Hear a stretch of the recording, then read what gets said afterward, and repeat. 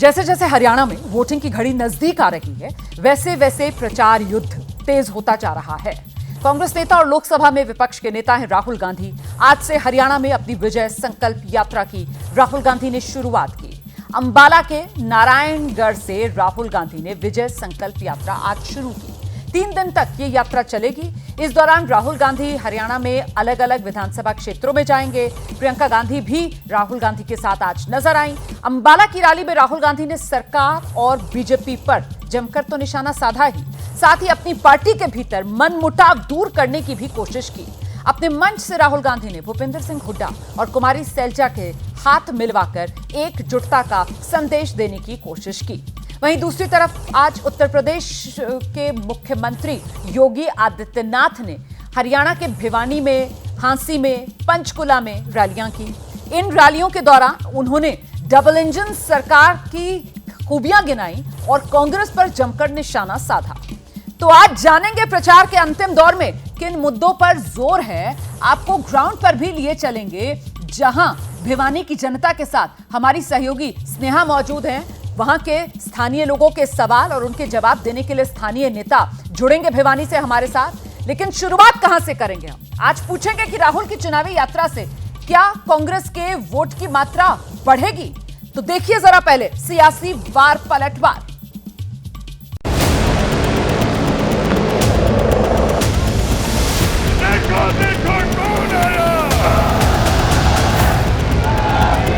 जिसको अग्निवीर नाम दिया है उसे पेंशन नहीं मिलेगी। उसके जेब से पैसा छीना गया है। कहां गया?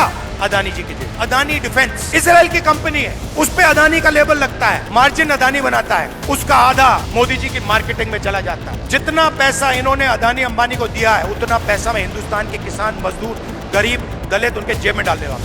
कांग्रेस की सरकार को भी 10 साल पहले देखा, हमारी सरकार को भी देखा। नौकरी जो मिलती थी बिना खर्ची पर्ची के नहीं मिलती। गलत फैसला, गलत बटन दबा दिया आपने मेरे बहन भाइयों। यह है हरियाणा जो इस समय लिफ्ट है, ऊपर की तरफ जा रहा है, वही हरियाणा बेसमेंट में चला जाएगा, नीचे चला जाएगा। यहाँ कांग्रेस की लहर है। मैं कहती हूँ ये आपके सम्मान की लहर है। अगर आज आप बट जाएंगे तो आपको अपना सम्मान वापस नहीं मिलेगा। भाजपा जा रही है, कांग्रेस आ रही है, आपका सम्मान आ रहा है। कांग्रेस का मध्य प्रदेश और छत्तीसगढ़ जैसा हाल होने जा रहा है। ये बात अब कांग्रेस के नेता भी मानने लगे हैं। विदेशी धरती पर आरक्षण विरोधी बयान देने वाले राहुल गांधी 2-3 दिन के राजनीतिक पर्यटन पर हरियाणा आ रहे हैं। वो यहाँ आए, घूमें और अपना पर्यटन करें। मुझे ये पता लगाना है कि इस देश में कौन से जात के कितने लोग हैं। हिंदुस्तान के सबसे बड़े कॉर्पोरेट 250 में से एक दलित नहीं है, एक आदिवासी नहीं है, एक पिछड़ा नहीं है। आपका काम मजदूरी करना, अमेरिका भागना, और उनका काम काले कानून, किसान कानून बनाना। भारत की सनातन संस्कृति को कोसना और भारत के बाहर जाकर के अपने कृत्यों पर स्वयं प्रश्न चिन्ह कांग्रेसी हमेशा लगाते हैं। यही अंतर है राम की संस्कृति पर और रोम की संस्कृति पर। मात्र 2 वर्ष के अंदर 500 वर्षों की समस्या का समाधान हो गया।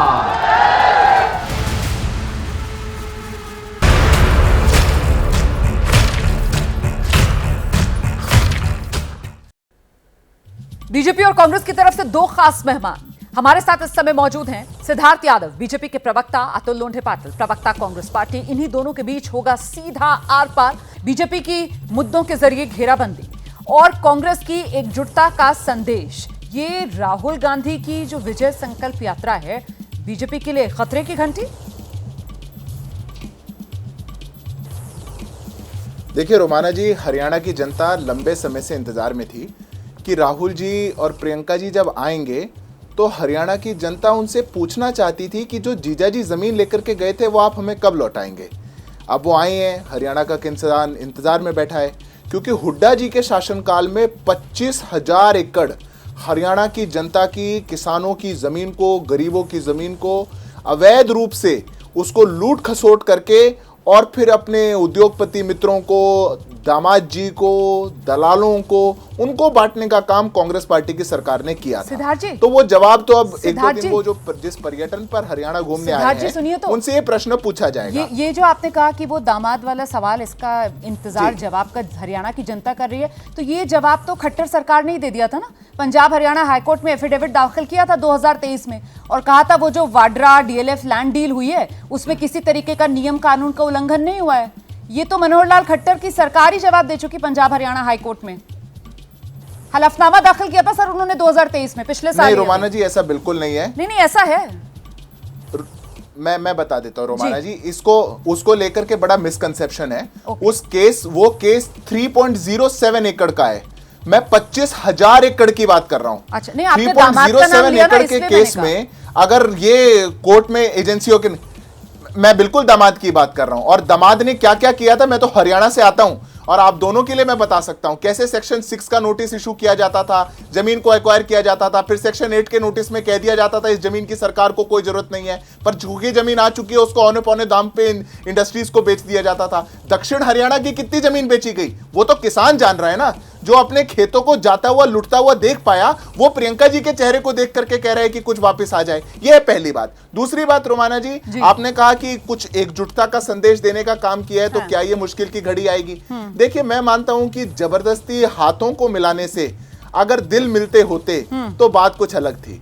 आज जबरदस्ती हाथों को तो जोड़ा गया, पर क्या दिल जुड़ पाएंगे?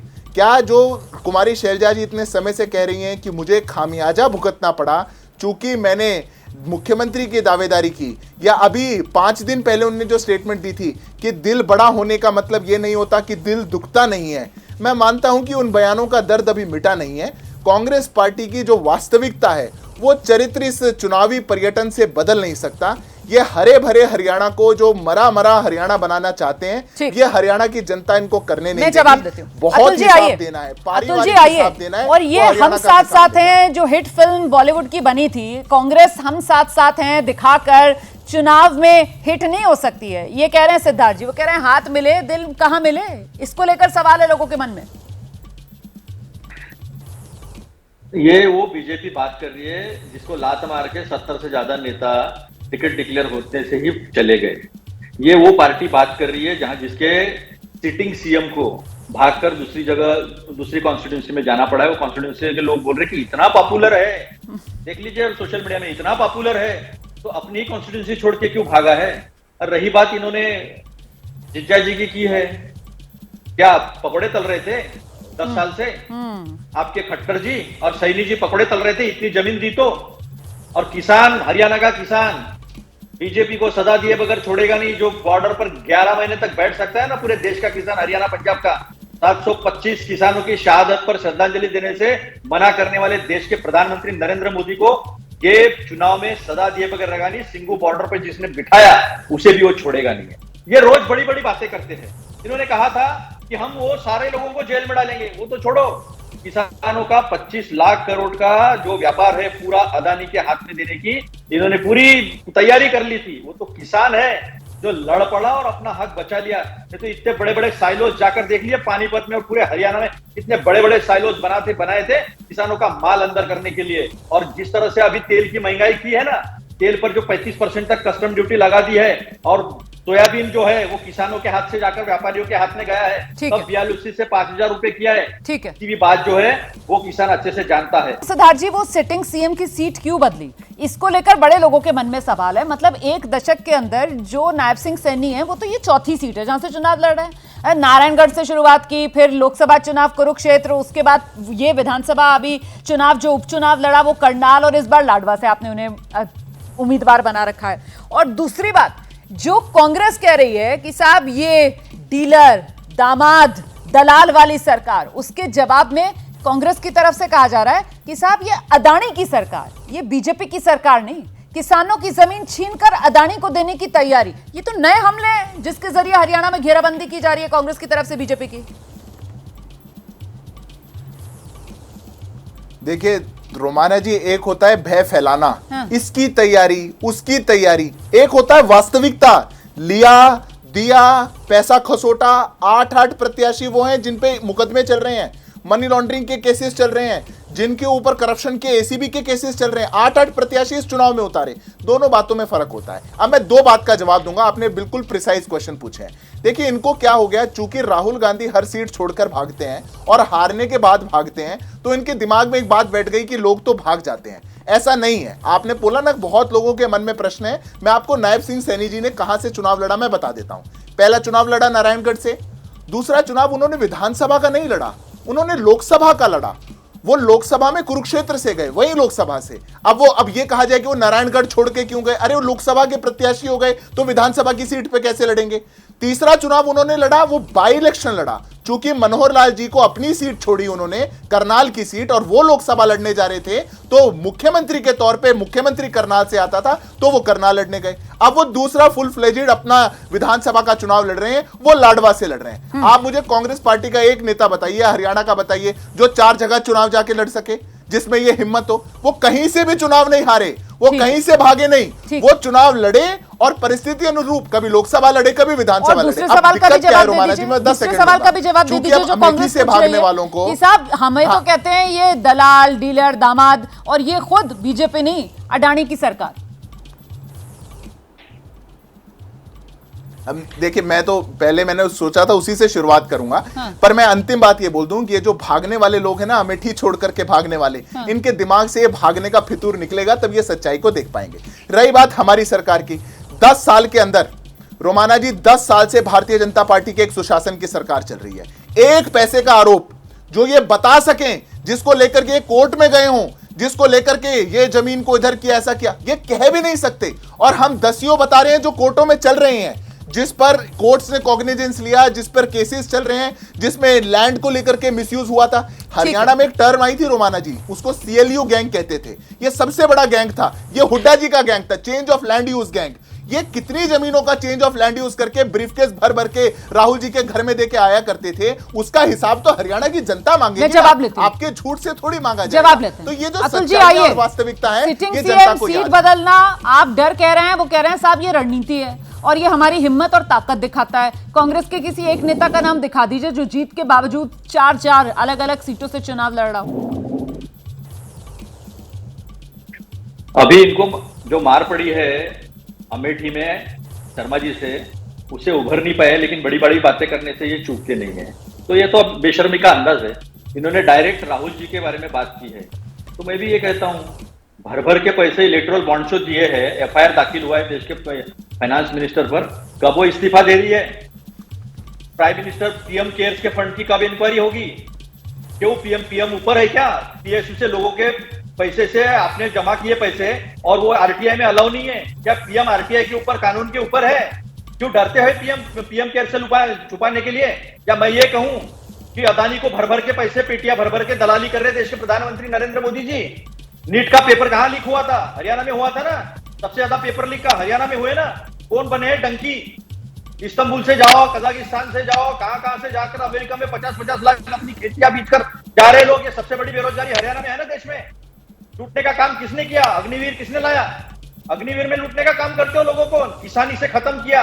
पहलवान महिलाओं को जिस तरह से घसीटा गया इस देश की दिल्ली में, वो सबने देखा। और आपके अदानी की करतूतें से बताता हूं मैं। फोकट में हमारी धारावी लूट रहे, फोकट में साल पान, पूरी मुंबई लूटने का कार्यक्रम चालू है। उसके खिलाफ अच्छा ठीक है, हरियाणा पर ही अभी रहते हैं, हरियाणा पर ही अभी रहते हैं। आपने इतने सारे जो मुद्दे गिना दिए, उस पर अब जवाब ले लेते हैं। हाँ, जवाब ले लेते हैं। सिद्धार्थ जी, मैंने वो सारे उदाहरण सामने रखे हैं कि अदानी को किस तरह से इस देश की संपत्तियां लूट कर दी जा रही है। ठीक है सिद्धार्थ जी, मुझे एक बात का जवाब दीजिए। आप यहाँ जिस बात का जिक्र अतुल जी कर रहे हैं, वो किसानों की नाराजगी की बात कर रहे हैं, वो जवानों में बेरोजगारी का मुद्दा उठा रहे हैं, वो अग्निवीर योजना को लेकर जो जवान है उनकी नाराजगी की बात कर रहे हैं, वो पहलवानों में जो गुस्सा है उसको लेकर बात कर रहे हैं। तो सर कहीं ना कहीं इसका खमियाजा तो 2024 लोकसभा चुनाव में भी बीजेपी ने भुगता ना। कहां तो 2019 में 10 की 10 क्लीन स्वीप किया था हरियाणा को, और कहां 2024 में 10 से घट के 5 पर आ गए और कांग्रेस बिल्कुल बराबरी की टक्कर पर आकर खड़ी हो गई। तो फिर ऐसे इन 3-4 महीने में क्या बदला कि आप वापसी कर पाएंगे? आप इतना दम दिखा रहे हैं अपनी वापसी का, क्योंकि कांग्रेस तो उन्हीं मुद्दों के साथ जोरदार तरीके से घेराबंदी कर रही है। रोमाना जी, आपने जवान, पहलवान और किसान की बात कही, मैं तीनों का जवाब दे देता हूं। जो लोग जम्मू कश्मीर में खड़े होकर के धारा 370 का साथ दे रहे हैं, वो जवानों की बात ना करें। जो लोग द्रोणाचार्य अवार्डीज का अपमान किया करते थे हरियाणा के अंदर, कोर्टों से उनको जीत के आना पड़ा, वो पहलवानों की और खिलाड़ियों की बात ना करें। और जिनने 25,000 एकड़ का अवैध अधिग्रहण किया था, जमीनें लूटने का काम किया था, वो किसानों की बात ना करे। तो कांग्रेस पार्टी हवा हवाई बात ना करे। अब मैंने 5-4 बात बोली थी हरियाणा की, अतुल जी के पास कोई जवाब नहीं आया तो वो देश भर में घूमने लगे। मैं आपको हरियाणा की बात बता देता हूं रोमाना जी। इनकी सच्चाई ये है कि आज हरियाणा की जनता ने वो भौचक्की हो गई, वो आश्चर्य में चली गई। 2 प्रश्नों का उत्तर ले लीजिए। इनके प्रत्याशी जो चुनाव लड़ रहे हैं, असंध के प्रत्याशी कहते हैं कि अगर हमारी सरकार आई तो पहले अपना घर भरने का ही तो काम करेंगे ना, और क्या करेंगे। वो चुनावी भाषण में दे रहे हैं। एनआईटी के प्रत्याशी कह रहे हैं हर 50 वोटों पर 1 नौकरी दूंगा, बस रोल नंबर ले आना, नौकरी तुम्हारी पक्की। आज इनके फरीदाबाद के प्रत्याशी कह रहे हैं ज्यादा मत बोलो, चुप रहो, नहीं तो पेंशन कटवा दूंगा। जब चुनाव चलते चुनाव में कांग्रेस पार्टी के प्रत्याशी ऐसी बातें कहते हैं, इनका मतलब क्या है, अर्थ क्या है इनका? ये तो वही लूट खसोट की सरकार और उसका मॉडल था जिस पर ये मोहर लगाने लग रहे हैं। और राहुल जी जब पहली बार पहुंचे हरियाणा के अंदर तो रैली करने का पहला स्थान चुना असंध, उसी प्रत्याशी के साथ खड़े होकर के उसका हाथ हवा में कर दिया कि ये जो कह रहे हैं कि घर भरेंगे, मैं इनके साथ खड़ा हूं क्योंकि हम घर भरने का काम करेंगे। अगर घूमना है अतुल लौंडे जी तो हरियाणा से बाहर निकल करके घूमिए, हिमाचल जाइए जहां तनख्वाह नहीं दी जा रही, कर्नाटक जाइए जहां हर चीज महंगी हो चुकी है, तेलंगाना जाइए जहां पर आपने इतना बड़ा अपना एक आडंबर खड़ा कर दिया है। पर हरियाणा में रहेंगे तो हरियाणा की जनता बड़ी सीधी सादी है। दूध दही का खाना हमारा प्रदेश हरियाणा, हमारे प्रदेश के साथ ऐसा काम मत करिए, उसको इतना मत लूटिए, हरे भरे हरियाणा को हरा भरा रहने दीजिए। ठीक है, जवाब लेती हूँ। अतुल जी आइए, वो नौकरी के लिए खर्ची पर्ची वाला जो सिस्टम था, भले ही 10 साल पुराना हो, लेकिन आज की तारीख में भी, इस चुनाव प्रचार में भी जिस तरीके के बयान आपके नेताओं के, वो असंध से लेकर फरीदाबाद एनआईटी तक के जो उम्मीदवार हैं उनकी तरफ से जो बयान दिए गए, उसका जिक्र करके सिद्धार्थ जी यहाँ पर आपसे सवाल पूछ रहे हैं। सर, इसका जवाब दीजिए। भ्रष्टाचार के आरोप से कांग्रेस पीछा क्यों नहीं छुड़ा पा रही? नहीं, ऐसा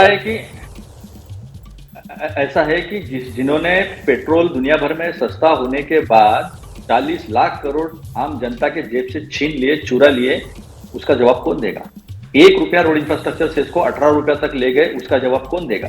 किसानों का नया टैक्स लगाया 2020 में, एग्रीकल्चर इंफ्रास्ट्रक्चर सेस 2 रुपया और 4.5 रुपया, ये पैसे कहाँ गए? 54 लाख करोड़ का कर्जा था देश के ऊपर 70 साल में, इन्होंने 10 साल में 210 लाख करोड़ तक ले गए, पूरी देश को कर्जे में डाल दिया। ये इसका जवाब कौन देगा? मैंने उनको कहा, मैंने हरियाणा की बातें बताई, लेकिन वो झूठ बोलने की मंडली में जाके बैठे तो झूठ ही बोलेंगे। मैंने नीट की बात की, मैंने पेपर लीक की बात की, मैंने इलेक्टोरल बॉन्ड की बात की, मैंने अग्निवीर की बात की, मैंने सारी बातें हरियाणा के किसानों की, पहलवान महिलाओं की। आज तक ऐसा नहीं हुआ कि पहलवान महिलाओं की, सैकड़ों पहलवान महिलाओं की इज्जत लूटी गई और उसके ऊपर बात हुई। अब राहुल जी ने कहा कि हम लोग जो अदानी के जेब में और कुछ चुनिंदा धन्नासोटों के जेब में ये लोग पैसा डालते हैं, वो पैसा जो है निकाल के हम हरियाणा के किसानों में, नौजवानों में, गरीबों में, महिलाओं में, दिव्यांगों में, बुजुर्गों में बांटेंगे। तो बांटेंगे ना, हमारे लोग हैं हरियाणा के, तो हम कहेंगे कि हरियाणा के लोगों को हम पैसे देंगे। ये लोगों तो धन्ना सेठ को पैसा देते हैं। बहुत संक्षेप में सिद्धार्थ जी, बहुत संक्षेप में सिद्धार्थ जी, हरियाणा क्योंकि कृषि प्रधान देश है और बड़ी ग्रामीण व्यवस्था है हरियाणा की,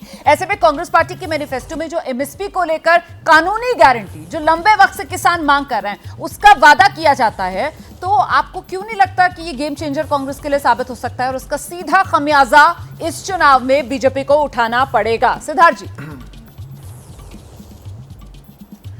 मैं रोमाना जी बिल्कुल संक्षिप्त में 2 बात का जवाब देता हूं। तो इलेक्टोरल बॉन्ड का फिर से जिक्र कर रहे हैं। इलेक्टोरल बॉन्ड जो आपको आता था वो शादी के लिफाफे में थोड़ी आता था। आपने इलेक्टोरल बॉन्ड से लिया तो बहुत बढ़िया थी, किसी और ने लिया तो बड़ी गड़बड़ हो गई। ये पहली बात। अडानी जी बड़े खराब बता रहे हैं, जेब में पैसा डाला है, वहां से निकालेंगे, ऐसा करेंगे। कर्नाटक के अंदर मैं बीच में नहीं बोला था। कर्नाटक के अंदर आप देंगे अडानी को टेंडर, तेलंगाना के अंदर आप देंगे अडानी को टेंडर। हरियाणा के किसानों पर भी जवाब दे दो, लंबे वक्त से धरने पर बैठे हुए हैं पंजाब हरियाणा के किसान। एमएसपी कानूनी गारंटी और कांग्रेस वादा कर रही है अपने मैनिफेस्टो में, गारंटी दे रही है वो। अब मैं रोमाना जी आपको सच्चाई से वाकिफ करा देता हूं और किसानों पर बात कर देता हूं। हाँ जी। भारतीय जनता पार्टी हरियाणा की सभी 24 फसलों पर एमएसपी दे रही है और आगे देने का वादा करती है। कांग्रेस पार्टी के मैनिफेस्टो में मुझे दिखा दीजिए अगर ये लिखा हो तो। यही उत्तर प्रदेश के मुख्यमंत्री आए थे योगी आदित्यनाथ, रोम से राम तक कितनी कहानियां हो गई।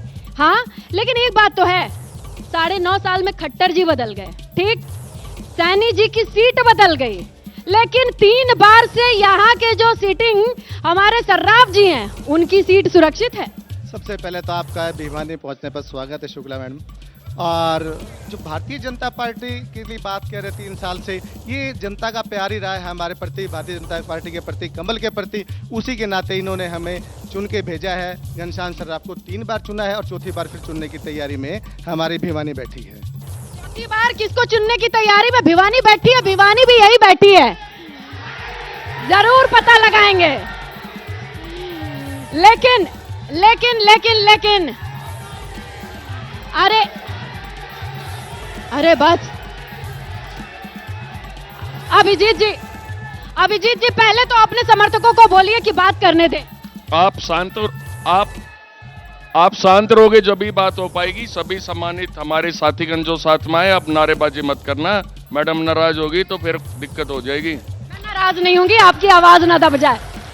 आपकी आवाज उठाने के लिए, यहाँ पे जनता की आवाज उठाने के लिए तो दिल्ली से आए हैं, और दिल्ली से आए हैं और सबसे कांग्रेस से भी यहाँ एक सवाल बनता है। देखिए, एक तरफ तो कांग्रेस ने पूरी तैयारी करी लड़ाई लड़ने की, और अब देखिए राहुल गांधी, प्रियंका गांधी वहां अंबाला, और हम कहाँ राजस्थान के इस वाले छोर पे हैं। लेकिन आपको नहीं लगता है कि आम आदमी पार्टी का साथ मिल गया होता, वो जो अपने घर का लड़का बागी हो गया होता, तो बात बन जाती? नहीं, डेमोक्रेसी में सबको इलेक्शन लड़ने का अधिकार है, कोई बागी नहीं हुआ है हमारा। हम कांग्रेस वाले जैसे हैं, आज भी उससे ज़्यादा मजबूत हैं। और हरियाणा में 2/3 मेजोरिटी कांग्रेस की आएगी, और 89 सीट पे कांग्रेस पार्टी इलेक्शन लड़ रही है। एक सीट हमने, जो आपने कहा धर्म निभाया, हमने गठबंधन का धर्म निभाया है कांग्रेस पार्टी ने, और CPIM को 1 सीट उनको दी गई है। भाई यही वाली सीट क्यों चुनी गई, उसके पीछे की वजह जान लेते हैं। क्योंकि इकलौती ऐसी सीट थी जहां पर कैंडिडेट बड़ी बड़ी गाड़ियों में नजर आते हैं। एक साइकिल चलाने वाले कॉमरेड को मौका मिला, ओम प्रकाश जी को, जिनके पास गाड़ी के नाम पे अपने बेटी की स्कूटी है। सही बात है। ऐसा है कि उन्होंने अपनी तरफ से ये सोचा कि जहां 3 बार जीत चुके एक उम्मीदवार, उनका मुकाबला, धन्ना सेठ का मुकाबला तो एक आम आदमी ही कर सकता है, जिसने जनता की लड़ाइयाँ लड़ी हमेशा। इसलिए ये सीट उन्होंने कॉन्फिडेंस के अंदर आके हमें दी, और हम ये सीट जिता के उनकी झोली में डालेंगे कि आपने अगर ये सीट हमें दी थी तो जनता का विश्वास लेके हम यहाँ विजयी होके आए। कॉमरेड ओम प्रकाश, कॉमरेड ओम प्रकाश की बात सुनी जाएगी। ये जिसको मानने को तैयार नहीं बैठे हैं कांग्रेस वाले, वो बागी अभिजीत यहाँ पर किस तरीके से ताल ठोक रहे हैं। दिल तो टूटा होगा जब टिकट नहीं मिला, और तैयारी तो सालों से है। मैंने सुना कि कई लंबे वक्त से ट्राई कर रहे थे, अपने हल्के में लगे हुए थे। दिल तो प्रेम में टूटता है ना, हम तो क्रांति करने के लिए आए ना भिवानी वाले। ये जनता भी प्रेम ही है। हाँ, जनता जनार्दन है, बिल्कुल।